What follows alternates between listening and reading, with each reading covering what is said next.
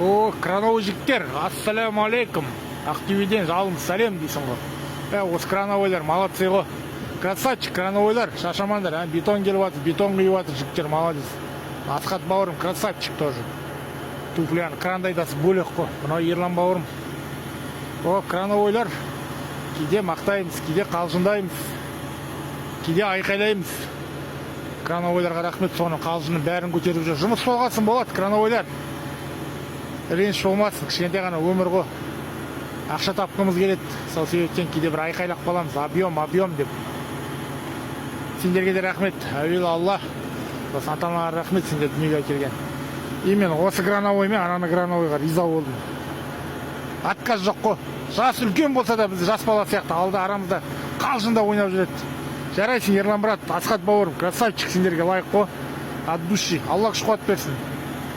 О, Ерлан бауырым, крановой. Әдейі жұмыс істедік.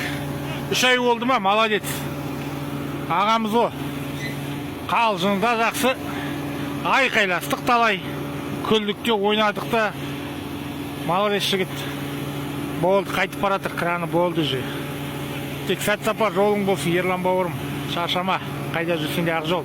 Красавчик Ерлан. Әдемі жұмыс істеді. Ақжол. О, Ерлан брат, давай. Мына крановойды қолын алайықшы. Бетін көрсетпей ақ қояйын, талай реніш болған шығар, айқайладық. Крановой, болды, айқайладық. Реніш жоқ қой, молодец тұр, жұмыс болғасын болады.